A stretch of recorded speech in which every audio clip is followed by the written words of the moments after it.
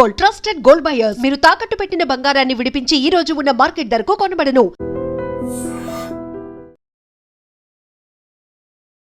సోనియా గాంధీ తన పౌరసత్వం కంటే ముందే ఓటర్ జాబితాలో పేరు నమోదు కోసం ఫోర్జరీ డాక్యుమెంట్లు సమర్పించారు అంటూ ఢిల్లీలో ఉన్నటువంటి రౌజ్ ఎవెన్యూ కోర్ట్ తనకి నోటీసులని జారీ చేసింది.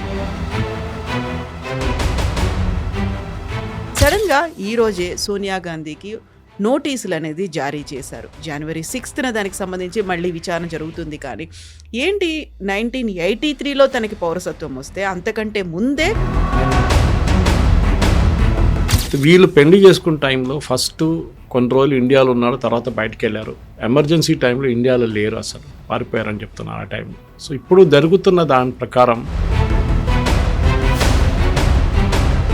Sonia Gandhi citizenship is in question. ఆమెకు ఎప్పుడు సిటిజన్షిప్ ఇచ్చారు? యూజువల్గా ఎలక్షన్స్ అనగానే ఓటింగ్ దాంతో పాటుగా చూసేది ఏంటంటే సైలెంట్ ఓటర్లు ఉన్నారు, ఎటువైపు ఓటేశారు, యాంటీ ఇన్కంబెన్సీ ఉందా, యూత్ ఎటువైపు ఆలోచించారు, వీటన్నిటితో పాటుగా ఓటర్ లిస్ట్, అందులోనూ కూడా ఫేక్ ఓటర్స్, డూప్లికేట్ ఓటర్స్ వీళ్ళందరూ ఉన్నారు, వాళ్ళందరినీ తీసేయడం అంటే.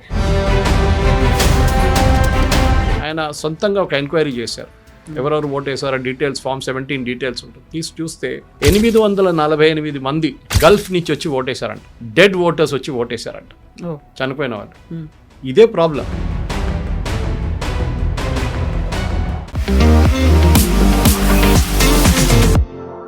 నమస్తే, నేను Kavitha. Welcome to I dream news and నిజాలు. సోనియా గాంధీ తన పౌరసత్వం కంటే ముందే ఓటర్ జాబితాలో పేరు నమోదు కోసం ఫోర్జరీ డాక్యుమెంట్లు సమర్పించారు అంటూ ఢిల్లీలో ఉన్నటువంటి రౌజ్ ఎవెన్యూ కోర్ట్ తనకి నోటీసులని జారీ చేసింది. మరోవైపు వెస్ట్ బెంగాల్కి సంబంధించి 54 లక్షల ఓట్లని తొలగించే పనిలో కేంద్ర ఎన్నికల సంఘం ఉంది. ఎందుకని ఇప్పుడు కంప్లీట్గా వెస్ట్ బెంగాల్ మీద ఫోకస్ పెడుతున్న సమయంలోనే సోనియా గాంధీకి సంబంధించినటువంటి ఈ ఫోర్జరీ డాక్యుమెంట్లు ఓటర్ లిస్టులో 1983 కంటే ముందే తన పేరు నమోదు చేయాలి అనేటువంటి ప్రతిపాదన ఎందుకు వచ్చింది? మనతో పాటుగా ఉన్నారు సీనియర్ జర్నలిస్ట్ సురేష్ కొచ్చాతిల్ గారు. సార్ నమస్తే. సార్, మనం ముందు నుంచి ఓటర్ లిస్ట్కి సంబంధించి మాట్లాడుకుంటున్నప్పుడు ప్రతిసారి దొంగ ఓట్ల గురించి మాట్లాడుకుంటున్నాము, లేకపోతే ఫేక్ డాక్యుమెంట్లు పెడుతున్నారన్నాము, రిపీట్ అవుతున్నాయి, డూప్లికేట్ అవుతున్నాయి, చనిపోయిన వాళ్ళ పేర్లు కూడా ఉన్నాయి అనుకుంటున్నప్పుడు సడన్గా ఈరోజే సోనియా గాంధీకి నోటీసులు అనేది జారీ చేశారు. జనవరి 6న దానికి సంబంధించి మళ్ళీ విచారణ జరుగుతుంది. కానీ ఏంటి 1983లో తనకి పౌరసత్వం వస్తే అంతకంటే ముందే ఓటర్ లిస్టులో తన పేరు కోసం ఫోర్జరీ చేశారు, డాక్యుమెంట్లను సమర్పించారని. కేసు ఏంటి అసలు? ఇది ముందు మెజిస్ట్రేట్ కోర్టులో ఈ కేసు వచ్చింది, అప్పుడు సెప్టెంబర్లో అనుకుంటాను. కొట్టిపడేశారు దాన్ని, డివాయిడ్ ఆఫ్ మెరిట్ అని చెప్పి మెజిస్ట్రేట్ కొట్టిపడేశారు. అంటే ఆ టైంలో మనకిప్పుడు కనిపిస్తుంది ఒక హ్యాండ్ రిటన్ ఎలక్టరల్ రోల్ కనిపిస్తుంది. ఆ టైంలో టైప్డ్ 1 ఎక్కువ లేదు, కానీ అది కూడా సబ్మిట్ ఎవరు చేశారో తెలియట్లేదు. వాళ్ళ ఫ్యామిలీలో అందరి పేర్లు ఉన్నాయి దాంట్లో, ఇందిరాగాంధీ నుంచి సంజయ్ గాంధీ, మనేకా గాంధీ అందరి పేర్లు కనిపిస్తున్నాయి దాంట్లో. వీళ్ళు పెళ్లి చేసుకున్న టైంలో ఫస్ట్ కొన్ని రోజులు ఇండియాలో ఉన్నారు, తర్వాత బయటకు వెళ్ళారు. ఎమర్జెన్సీ టైంలో ఇండియాలో లేరు, అసలు పారిపోయారని చెప్తున్నారు ఆ టైంలో. సో ఇప్పుడు జరుగుతున్న దాని ప్రకారం Sonia Gandhi citizenship is in question. ఆమెకు ఎప్పుడు సిటిజన్షిప్ ఇచ్చారు? దానికన్నా ముందు ఆమె ఎలక్టరల్ రోల్లో ఉంటే ఆమె తెలియకుండా వేసారా, తెలిసి చేశారా, ఆమె ఓటు వేసిందా, అది కూడా క్వశ్చన్ ఉంటుంది. కానీ ఇప్పుడు ఇన్ని సంవత్సరాల తర్వాత ఓటు వేసారా లేదనేది తెలియదు అసలు. మనకు దాన్ని కన్ఫర్మ్ చేయడానికి ఏ పరిస్థితుల్లో ఉండదు ఎలక్షన్ కమిషన్ అనమాట. కానీ బిగ్గర్ ఇష్యూ అది కాదు. బిగ్గర్ ఇష్యూస్ ఎలక్టరల్ రోల్స్ గురించి కన్ఫ్యూజన్. ఎందుకంటే రాహుల్ గాంధీ ఓట్ చోరీ అని తిరుగుతున్నప్పుడు, సరే మీ ఫ్యామిలీలోనే ఓట్ చోరీ జరిగిందని చెప్పి రాహుల్ గాంధీ వ్యతిరేకంగా ఒక బాస్కెట్బాల్ లాగా, లేకుంటే ఒక వాలీబాల్ లాగా అటు ఒక బాల్ కొట్టారనమాట. బూమరాంగ్ అవుతుంది అది. ఇట్ బూమరాంగ్ అని చెప్పలేము, కానీ there still no proof. Notice issue చేశారంతే. జరిగిందా లేదా, రోల్స్ ఉండేనా టైంలో లేదా అని మాకు తెలియదు. ఇట్లాంటి ఫ్యామిలీస్ యూజువలీ చాలా కేర్ఫుల్ ఉంటారు ఆ టైంలో, ఎందుకంటే రేపు ఎక్కడని ప్రాబ్లం రావచ్చు అని తెలుసు. కానీ ఎలక్షన్ కమిషన్కి ఇప్పుడు ఆ డేటా ఉందా వాళ్ళ దగ్గర డౌట్. 2002 ఉన్న డేటా వాళ్ళ దగ్గర ఉంది already, but I'm sure they have data of that date also. ఇప్పుడు ఎలక్షన్ కమిషన్ కూడా నోటీస్ ఇష్యూ చేస్తారు, వాళ్ళు రిప్లై ఇవ్వాల్సింది. కానీ పెద్ద ఇష్యూ దీని నుంచి ఏమొస్తుందంటే కవిత గారు, ఇప్పుడు జరుగుతున్న స్పెషల్ ఇంటెన్సివ్ రివిజన్లో ఎంత మటుకు గవర్నమెంట్ దీన్ని సీరియస్గా తీసుకుంటుందని చూడాలి. ఎలక్షన్ కమిషన్ వాళ్ళ పని చేస్తున్నారు. ఫర్ ఎగ్జాంపుల్ కల్కటాలో, వెస్ట్ బెంగాల్లో చాలా మట్టుకు ప్రెషర్ ఎలక్షన్ కమిషన్ మీద పెడుతున్నారు మమతా బెనర్జీ. అది రోల్స్లో ఉండొచ్చు, హౌసింగ్ కాంప్లెక్సెస్లో బూతులు పెట్టడం గురించి ఉండొచ్చు, ఏదైనా ఉండొచ్చు. మన హౌసింగ్ కాంప్లెక్సెస్ బూత్స్ గురించి చూసుకుందాం. ఇప్పుడు ఏం జరుగుతుందంటే యూజువలీ అర్బన్ టౌన్స్లో బయటికి వచ్చి ఎవరు ఓట్ వేయరు ఎక్కువ. పెద్ద పెద్ద కాంప్లెక్స్లు ఉంటాయి, 4000 ఫ్లాట్స్, 400 ఫ్లాట్లు, 800 ఫ్లాట్లు, అట్లాంటిది ఉంటాయి, 1200 ఫ్లాట్లు. సో ఎలక్షన్ కమిషన్ ఏం ప్రపోజ్ చేశారంటే ఢిల్లీ ఎలక్షన్స్లో వీళ్ళు హౌసింగ్ కాంప్లెక్సెస్లో బూత్లు పెట్టినప్పుడు, ఎందుకంటే అక్కడ ఎట్లయినా మినిమం 1000 మెంబర్స్ ఉంటారు, 1000 కాదు 5000 కూడా ఉంటారు ఓటర్స్. సో 2-3 బూత్లు పెట్టచ్చు ఈజీగా. అక్కడ పెట్టినప్పుడు ఢిల్లీలో 15% ఎలక్ట్రల్ ఓటింగ్ పెరిగింది, which is the big thing. ఎందుకంటే వాళ్ళ కాంప్లెక్స్లోనే ఓటింగ్ ఉంది, ఈజీగా దిగొచ్చి పైనుంచి మీరు లిఫ్ట్లో వచ్చి ఓటేసి మీరు వెళ్ళిపోవచ్చు ఇంటికి. ఇది బయటికి వెళ్ళి బూత్లు వెళ్ళి అక్కడ లైన్ నిలబడి ఓట్ చేయడం చాలామంది చేయరు. అండ్ ఎస్పెషలీ కొంచెం ఎల్డర్లీ పీపుల్ ఉంటారు, వాళ్ళు వీల్ చైర్లో ఉంటారు, వాళ్ళకి యాక్సెస్ ప్రాబ్లం ఉంటుంది, స్కూల్స్ కానీ పక్కనున్న గవర్నమెంట్ ఆఫీస్ కానీ. సో ఇదొకటి. ఇది జరుగుతున్నప్పుడు ఈ సోనియా గాంధీ ఎపిసోడ్ వచ్చిన కనెక్షన్ ఎక్కడ వస్తుందంటే ఎలక్ట్రల్ రోల్స్ రివిజన్లో కూడా చాలా మట్టుకు అవకతవకలు ఉన్నాయని చెప్పి తెలిసిపోయింది ఇప్పుడే. ఎట్లా అంటే ఇది ప్రోజనీ మ్యాపింగ్ అని చేస్తున్నారు ఇప్పుడు ఎలక్షన్ కమిషన్. బహుశా దీనికన్నా ముందు కూడా మనం మాట్లాడాం దీని గురించి. 2620 పోలింగ్ బూత్ల్లో వెస్ట్ బెంగాల్లో ఒక్క మనిషి కూడా చనిపోలేదు 23 సంవత్సరాల్లో. ఒక్క మనిషి కూడా అక్కడి నుంచి మారిపోలేదు, అక్కడ ఉన్నారు అందరు. ఒక్క డూప్లికేట్ ఓటర్ కూడా లేరు. This is not possible. ఆ టైంలో 82 సంవత్సరాలు ఉన్న ముసలోళ్ళు ఉంటారు, ఓల్డ్ ఎల్డర్లీ పీపుల్ ఉంటారు. వాళ్ళు ఇప్పుడు 23 సంవత్సరాలు, వాళ్ళ ఏజ్ విల్ బి 105 or 106. వాళ్ళు బతుకున్నారంటే బెస్ట్, బ్యూటిఫుల్, వెరీ గుడ్. బహుశా Guinness book of world records కూడా వెళ్ళొచ్చు అది. వెస్ట్ బెంగాల్లో ఇంత హైయెస్ట్ నెంబర్లో ఉన్నారు అని అంటే అదే పాయింట్ అన్ని బూత్స్లో ఉండాలి. ఈ 2600 బూత్స్ ఎందుకు వచ్చింది? అది కూడా వన్ పర్టికులర్ జాగ్రఫికల్ ఏరియాలో. సో ఎలక్షన్ కమిషన్ దాన్ని మళ్ళీ అనలైజ్ చేస్తున్నారు.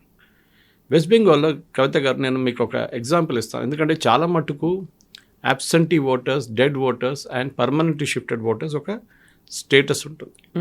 సో నేను చూసే డేటా ప్రకారం, నా దగ్గర ఉన్న లేటెస్ట్ ఎలక్షన్ కమిషన్ డేటా నుంచి నేను కోట్ చేస్తున్నాను అనమాట. How many are dead, how many are alive అని చెప్పి వాళ్ళు కల్కటాలో, with in Calcutta they have brought out a figure అన్నమాట.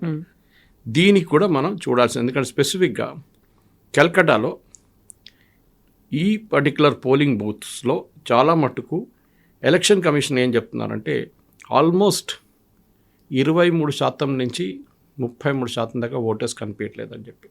కనిపించట్లేదు, దే ఆర్ మిస్సింగ్. అంటే వాళ్ళు ఫామ్స్ ఇవ్వడానికి వెళ్ళారు, ఫామ్స్ తీసుకోలేదు, ఎవరో తీసుకున్నారు కానీ రిటర్న్ చేయట్లేదు forms. I will give an example. ఇది mainly Calcutta north and Calcutta south Lok Sabha constituencies. దీంట్లో జోరసంకో అని చెప్పి ఒక కాన్స్టిట్యున్సీ ఉంది.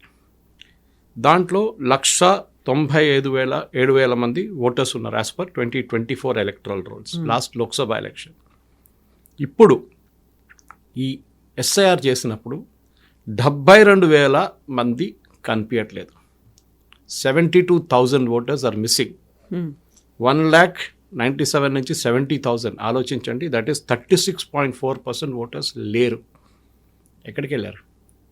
Absent, dead, permanently shifted. ఈ 3 రీజన్స్ ఉండొచ్చు. నెక్స్ట్ చౌరంగి, 2,10,000 మంది ఓటర్స్ ఉన్నారు. దాంట్లో 73,674 మంది కనిపించట్లేదు. ఆలోచించారు ఎంత figure. Almost like 1/3 of the total voter percentage. సడన్గా మిస్ అయ్యారా, వానిష్ అయిపోయారా? వెస్ట్ బెంగాల్ వైపు అటు మన బంగ్లాదేశ్ వైపు పారిపోయి ఉంటారు. కాశీపూర్ ఆ ఏరియాలో 2,22,53 కనిపించట్లేదు.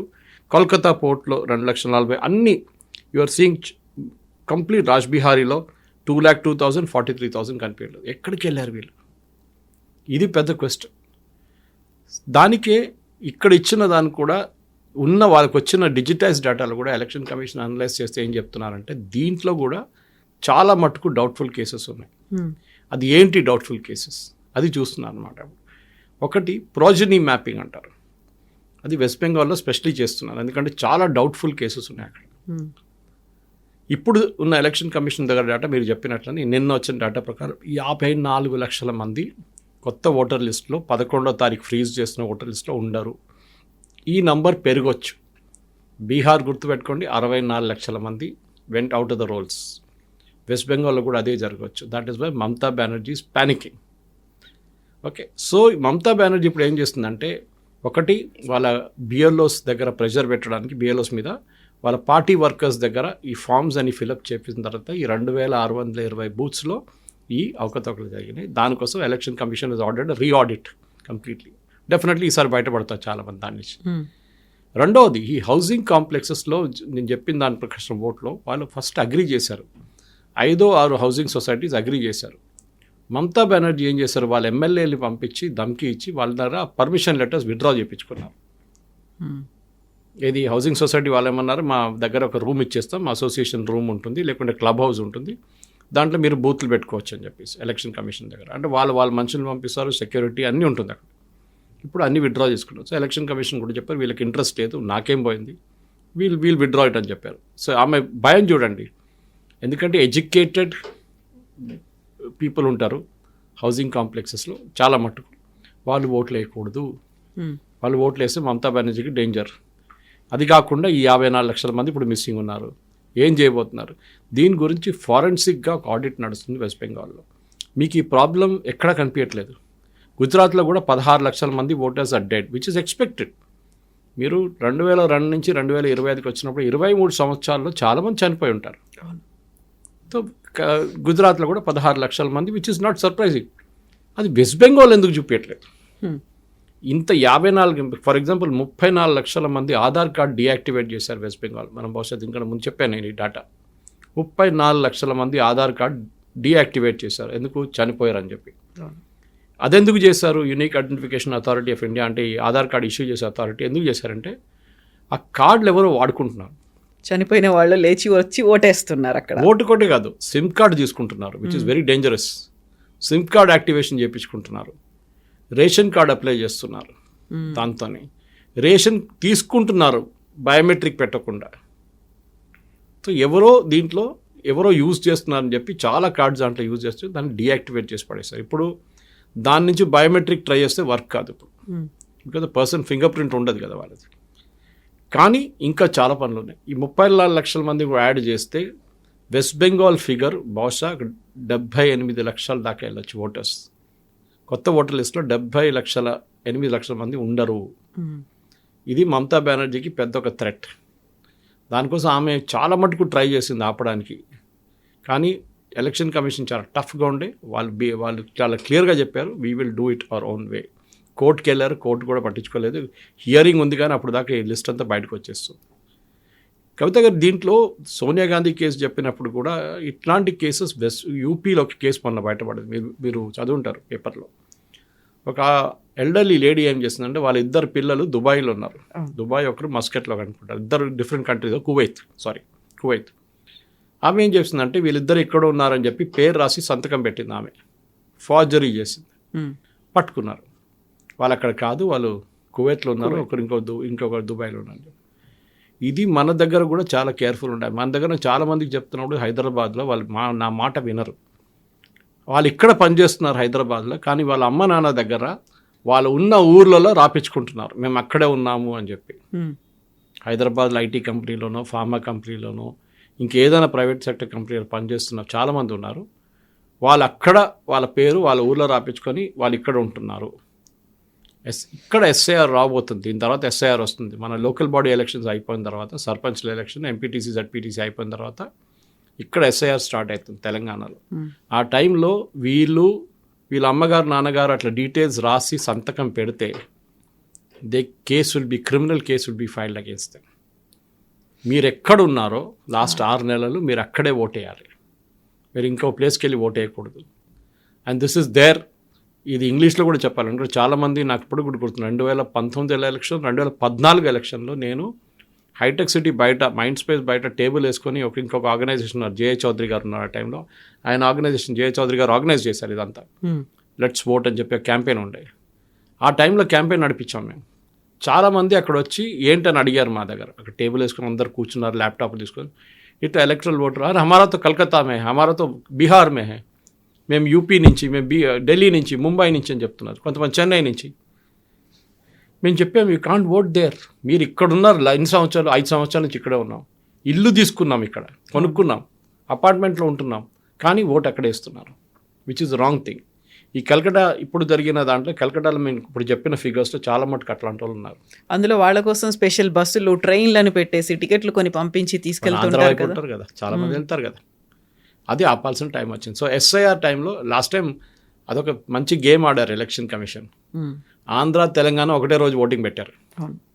ఎక్కడ ఓటేస్తారు మీరు? ఎక్కడ ఓటేస్తారు అక్కడే వేయండి మీరు, 2 చోట్ల వేయలేరు. ఇప్పుడు డూప్లికేట్లు కూడా తీసేస్తారు, ఎందుకంటే ఇప్పుడున్న ఎస్ఐఆర్లో డూప్లికేట్స్ బయటకు వచ్చేస్తుంది ఈజీగా. అది కాకుండా they have a secondary way of checking up.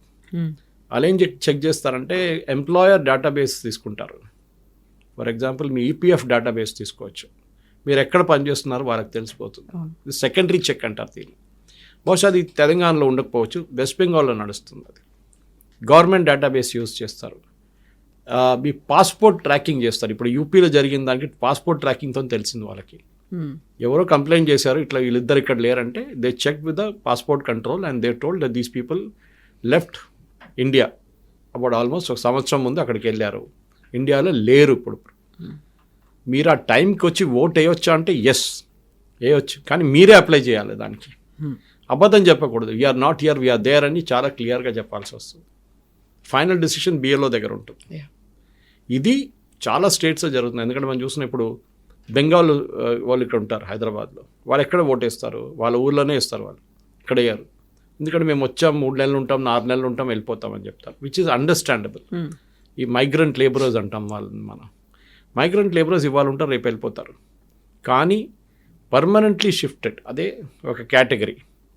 Permanently migrated అంటారు వాళ్ళు, అంటే బీహార్ నుంచి ఆపర్చునిటీస్ లేకుండా బయటికి వచ్చి హైదరాబాద్, బెంగళూరు, చెన్నై లాంటి ప్లేస్, కేరళలో వచ్చి వాళ్ళు అక్కడ ఉండిపోతున్నారు. వాళ్ళకి అక్కడ ఓటే. కానీ చెన్నైలో ఒక ప్రాబ్లం వచ్చింది, తమిళనాడులో స్పెషల్లీ. స్టాలిన్ ఏమంటున్నాడు, వీళ్ళని అక్కడ ఎన్రోల్ చేయకూడదంట. బీహారీ వాళ్ళని తమిళనాడు రోల్స్లో బీజేపీ వాళ్ళు ఎన్రోల్ చేస్తున్నారని చెప్పి అలిగేషన్ చేశారు. వాళ్ళకి రైట్ ఉందండి ఎన్రోల్ చేసుకోవడానికి, వాళ్ళు అక్కడే పనిచేస్తున్నారు, వాళ్ళు ఎన్నో సంవత్సరాల నుంచి అక్కడే ఉన్నారు. కానీ స్టాలిన్ ఏమంటున్నారంటే వాళ్ళు బీజేపీకి ఓటేస్తారు, దానికోసం వాళ్ళని తమిళనాడు ఓటర్ లిస్టులో పెట్టలేము. అది ఎట్లయితుందండి? రేపు తమిళనాడు నుంచి ఢిల్లీకి వెళ్ళి కొంతమంది పనిచేస్తుంటారు. అవును. లేకుంటే తమిళనాడు నుంచి ముందు కేరళకు చాలామంది వెళ్తుండే వర్క్ కోసం, లేబర్ కోసం, మేస్త్రీలు, స్కిల్డ్ వర్కర్స్.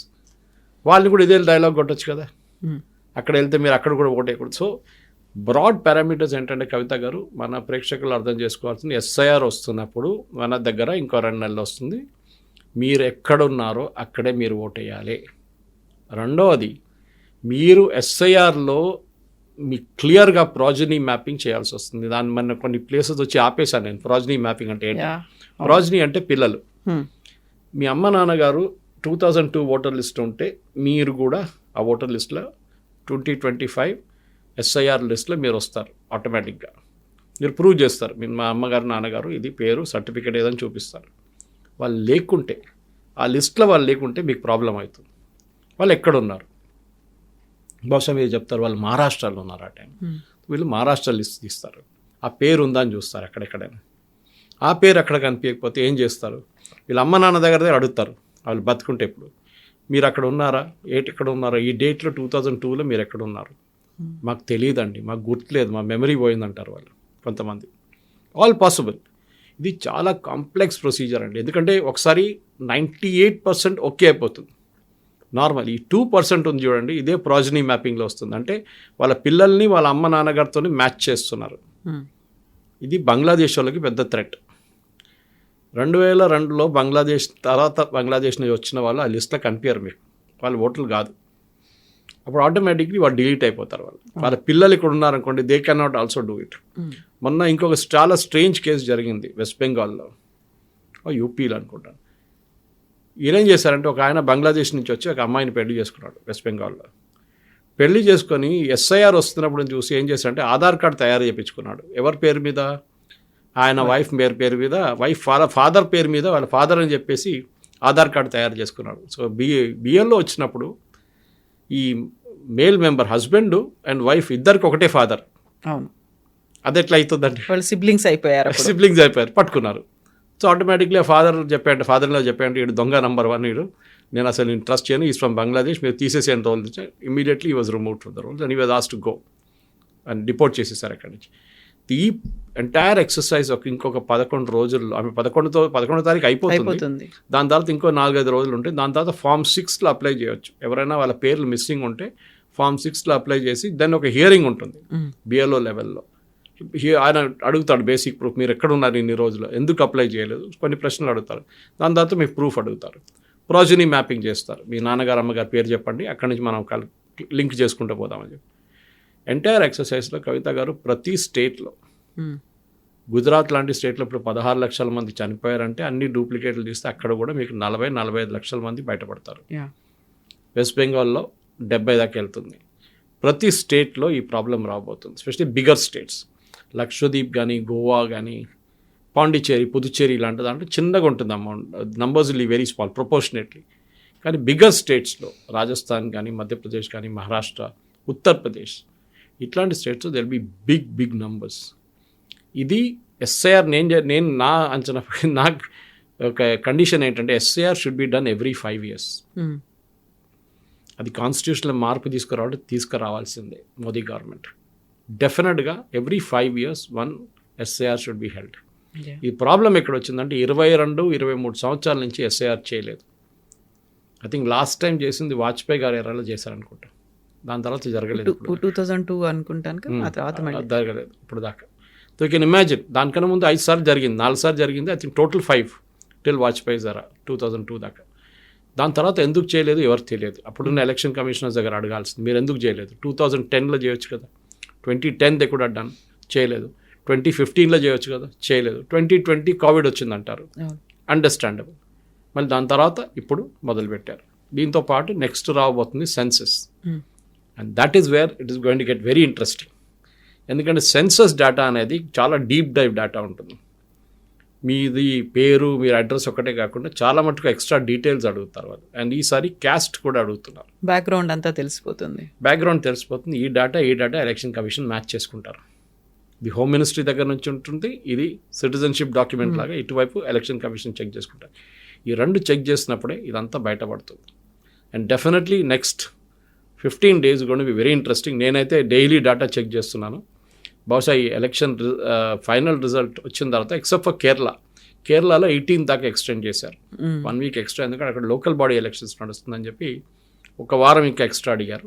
మిగతా అన్ని స్టేట్స్లో ఎక్కడెక్కడ జరుగుతుందో 12 యూనియన్ టెరిటరీస్ అండ్ స్టేట్స్లో, దాంట్లో 11లో 11th ద లాస్ట్ స్టేట్ 2 రోజుల తర్వాత. దాని తర్వాత ఫైనల్ ఫస్ట్ డ్రాఫ్ట్ రోల్స్ వచ్చేస్తుంది. దాని తర్వాత ఫైనల్ రోల్స్ 1 నెల లోపల పబ్లిష్ అయిపోతుంది. చాలా interesting data. West Bengal is going to be very very interesting. ఎందుకంటే last time Mamata Banerjee party TMC 2,80,00,000 ఓట్లు వచ్చినాయి. బీజేపీకి 2,20,00,000 ఓట్లు వచ్చినాయి. 60 లక్షల ఓట్లు డిఫరెన్స్. అది ఈసారి 60 లక్షల ఓట్లు పోతే ఇది కూడా బీహార్ లాగా తిరుగుతుందో అని చెప్పలేము.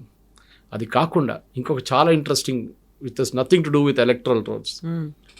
వెస్ట్ బెంగాల్ ఒక బాబ్రీ మస్జిద్ కడతామని చెప్పి అవును, హుమాయూన్ కబీర్ ఒక ఫౌండేషన్ స్టోర్ వేశారు మొన్న. ఆయన పార్టీ నుంచి మమతా బెనర్జీ తొలగించారు. ఆయన ఇప్పుడు ఏమంటున్నారంటే, నేను అసదుద్దీన్ ఓవైసీతో కలిసి నేను కొత్త పార్టీ పెట్టబోతున్నాం, 135 స్థానాల్లో నేను పోటీ చేయబోతున్నాం, స్పెషలీ ముస్లిం మెజారిటీ ఉన్న కాన్స్టిట్యున్సీలో.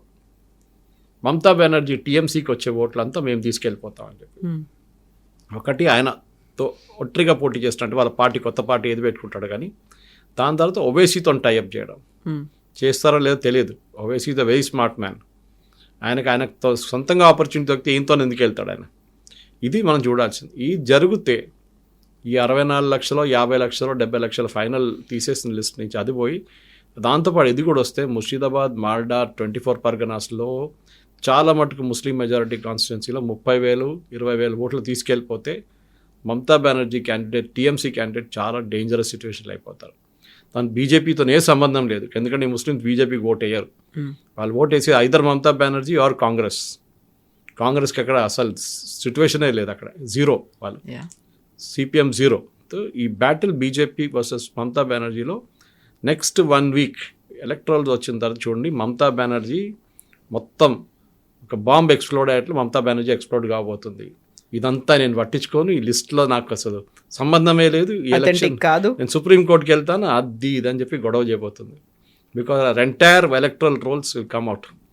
ఆమె చేసిన ఒక ఇన్ని రోజులు 15 సంవత్సరాల నుంచి ఎట్లా గేమ్ ఆడుకున్నారో అది చాలా క్లియర్గా తెలిసిపోతుంది. మీకు ఒక్క north Calcutta and south Calcutta details మీకు ఇచ్చాను. ఇప్పుడు 30 నుంచి 33% మందికి కనిపించట్లేదు.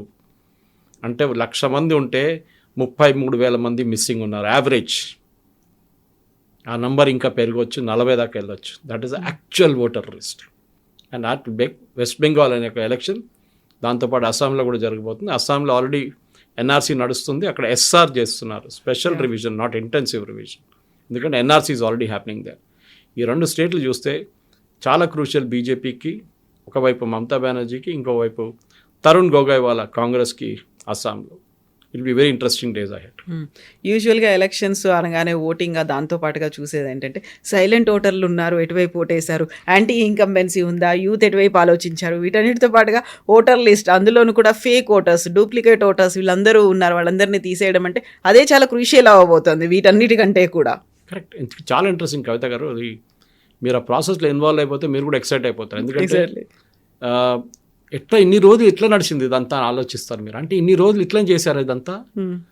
ఇన్ని రోజులు ఇప్పుడు కేరళలో చూడండి, the local body elections is happening. అక్కడ 16% మంది కనిపించట్లేదంట. లోకల్ బాడీ ఎలక్షన్స్ నడుస్తుంది. అవును, విలేజ్ ఈజ్ యూనిట్. అక్కడ లోకల్ బాడీ అంటే విలేజ్ లోనే ఉంటుంది. 16% పీపుల్ ఈ నడుస్తున్న ఎలక్షన్లోనే మిస్సింగ్ ఉన్నారు as per latest SIR of Kerala. అంటే ఇప్పుడు నడుస్తున్న ఎలక్ట్రల్ రోల్ ఇస్ ఫేక్. దానికోసం పినరాయి విజయన్ ఎలక్షన్ దానికన్నా ముందు చేపించారు. సుప్రీంకోర్టుకి వెళ్ళినప్పుడు ఎలక్షన్ కమిషన్ ఏం చెప్పారంటే, రోల్స్ వస్తుంది, మీరు 11వ తారీఖు దాకా మేము రోల్స్ పబ్లిష్ చేస్తామని చెప్పి పినరాయి విజయన్ సుప్రీంకోర్టు దగ్గర రిక్వెస్ట్ పెట్టి వారం పోస్ట్పోన్ చేపించారు 18th. సో ఈ 20th దాకా పేర్లు బయటకు వచ్చి అప్పుడు దాకా లోకల్ బాడీ ఎలక్షన్స్ అయిపోతుంది. వీళ్ళు లేరురా బాబు అంటే అప్పుడు ఇంట్రెస్టింగ్ ఏంటంటే, అప్పుడు ఓట్ చేసిన వాళ్ళు ఈ కొత్త SIR లిస్ట్ వచ్చిన వాళ్ళని కంపేర్ చేస్తే ఎంతమంది చనిపోయిన వాళ్ళు వాళ్ళ గ్రేవ్స్ నుంచి బయటకు వచ్చి ఓటేసి వెళ్ళారని తెలిసిపోతుంది. కేసు ఉంది కేరళ హైకోర్టులో. Kerala BJP state president, ex president K. Surendran, దీనికన్నా ముందు 3 ఎలక్షన్ల ముందు ఆయన కాసర్గోడ్ నుంచి దగ్గర నీలేశ్వరం అని చెప్పి ఒక అసెంబ్లీ కాన్స్టిట్యున్సీ ఉంది, అక్కడి నుంచి పోటీ చేయొచ్చు. Very close to Karnataka. చాలామంది కన్నడ మాట్లాడతారు అక్కడ. Even Surendran speaks good Kannada.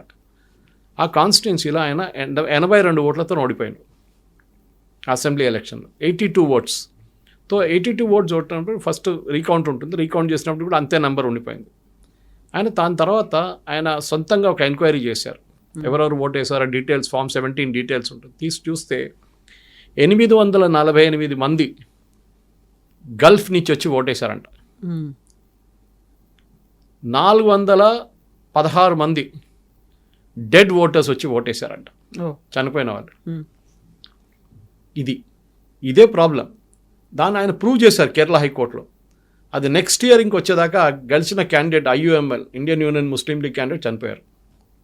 So the entire petition became infructuous because ఇంకేం లేదు అక్కడ, ఓన్లీ బై ఎలక్షన్ వచ్చేస్తుంది. అది కాకుండా అదే టైం ఆయన బతుకుంటే he could have proved that the election was a fraud. ఇప్పుడు ఎలక్షన్ కమిషన్ చేస్తున్న ఇదే పని ముందు చేయాలండే. ఇప్పుడు చూడండి, సరే గల్ఫ్లో ఉన్న వాళ్ళు ఏం చేస్తారంటే ఎలక్షన్ టైంలో వాళ్ళు టికెట్ తీసుకొని వస్తారు చాలామంది ఇక్కడ ఓట్ వేయడానికి. కొన్ని పొలిటికల్ పార్టీ స్పాన్సర్ చేస్తారు వాళ్ళు. లాస్ట్ టైం మీరు చూడాలని కొన్ని ఫోటోలు పెట్టుకొని వచ్చారు. వాళ్ళ కార్డ్బోర్డ్ బాక్స్ మీద sponsored by Indian national Congress, sponsored by IUML, sponsored by CPM అని చెప్పి బోర్డులు పెట్టుకొని వచ్చారు వాళ్ళు గల్ఫ్ నుంచి టికెట్లు. సో అది మీరు అక్కడ ఉండి ఇక్కడ వచ్చి ఓట్ వేయడంలో మీకు ఎవరు ఆపరు మిమ్మల్ని. కానీ మీరు ఫేక్ అడ్రస్లు పెట్టి చనిపోయిన వాళ్ళ పేర్ల మీద ఓట్ వేయడం అనేది ఒక పెద్ద ర్యాకెట్. దాన్ని ఆపాల్సిన టైం వచ్చింది. ఐ థింక్ ఓవరాల్ కంట్రీలో SIR తీస్తే మన దగ్గర ఉన్న 90 కోట్ల మంది ఓటర్లు, కొంతమంది 100 కోట్లు అంటారు, కానీ నా అంచనా ప్రకారం ఇప్పుడున్న దాని ప్రకారం 94 కోట్ల మంది ఉంటారు ఓటర్లు. That will reduce to minimum 88 crores. మన దగ్గర అంతమంది ఓటర్లు ఉన్నారు. ఈ క్లీనప్ ఎప్పుడో జరగాలండి, ఇప్పుడు జరుగుతుంది, చాలా మంచిది. ఫైనల్ ఫిగర్స్ కోసం వెయిట్ చేద్దాం. బహుశా ఇంకొక 2-3 రోజుల్లో, by end of this week మనకి ఫైనల్ డేటా వచ్చేస్తుంది. Yes, sir. So interesting. Thank you so much, sir. Thank you. నిజంగా ప్రస్తుతం ఉన్నటువంటి సమాజం దేనికి ప్రయారిటీ ఇస్తుంది? ఆర్థిక సంబంధాల చుట్టూ మాత్రమే తిరుగుతోంది. మళ్ళీ ఎన్నికలంగానే చాలా విరక్తి కలుగుతున్నాం. మంచి అనిపిస్తుంది కదా, లేడీస్ కూడా ఛాలెంజింగ్ జాబ్స్ చేసినప్పుడు చాలా బాగుంటది. ట్రాఫిక్ అసిస్టెంట్స్ గా నియమించిన ట్రాన్స్జెండర్స్ అందరితో సాల్యూట్ చేయించుకుంటున్నారు. ఫుడ్ డెలివరీ ఇవ్వటానికి వెళ్ళినటువంటి డెలివరీ బాయ్ అనిల్ పై కళ్ళ ముందు పెళ్ళండి